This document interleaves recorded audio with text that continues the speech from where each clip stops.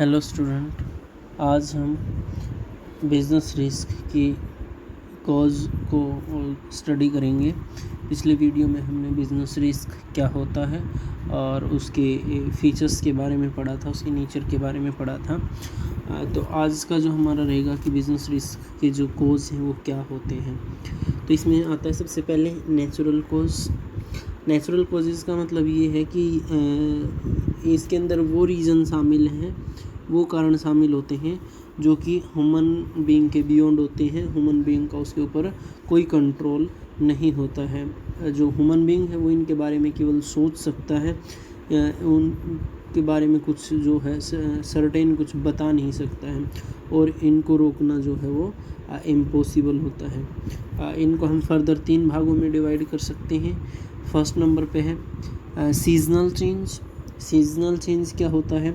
जैसे आंधी आ जाए, तूफ़ान, बाढ़, सूखा, ठीक है, तो ये जो आग वगैरह लग जाए, तो ये आग ये जो है ये सीजनल चेंज के अंदर आते हैं। जब मौसम जो है एक टाइम पीरियड के अंदर सेम रहता है तो दूसरे टाइम पीरियड के अंदर दूसरी तरह का मौसम जो है वो चेंज हो जाता है। तो आंधी, तूफ़ान, बाढ़ ये इवेंट जब होते हैं, ये घटनाएं जब होती हैं, तो ये जो है बिजनेस से के बियॉन्ड होती हैं।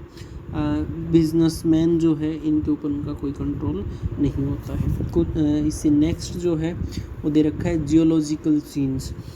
जियोलॉजिकल चेंज के मतलब होता है जो पृथ्वी के अंदर कोई मूवमेंट होती है, जैसे अर्थक्वेक, भूकंप वगैरह के जो झटके आते हैं, वो जो है जियोलॉजिकल चेंज के अंदर शामिल होते हैं। और अदर नेचुरल क्लैमिटीज़ के अंदर जैसे बिजली वगैरह गिरती है, ठीक है, या फिर जैसे जो फसल है उसके ऊपर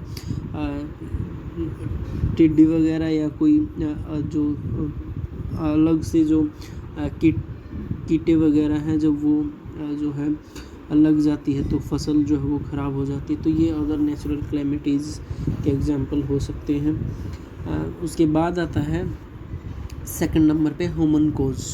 ह्यूमन कोज की वजह से भी जो बिज़नेस रिस्क है वो क्रिएट होता है। बिज़नेस रिस्क जो है मानव की वजह से भी होता है, एक ह्यूमन बीइंग, क्योंकि एक ऑर्गेनाइजेशन के अंदर, एक बिज़नेस के अंदर ह्यूमन बीइंग ही काम करता है, और उसकी वजह से भी क्या क्या रिस्क हो सकता है। जैसे डिसऑनेस्टी बाय एम्प्लॉयज़।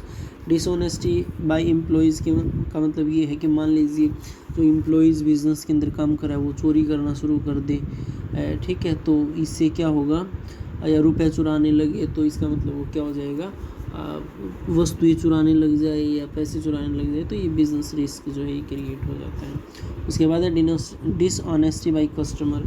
कई बार हम सामान बेच देते हैं, कस्टमर जो है वो पैसे देने से मना कर दे, ठीक है, तो जो कस्टमर की डिसऑनेस्टी है उसकी वजह से भी बिज़नेस रिस्क जो है वो क्रिएट होता है। उसके बाद नेक्स्ट आता है वर्किंग केयरलेसली।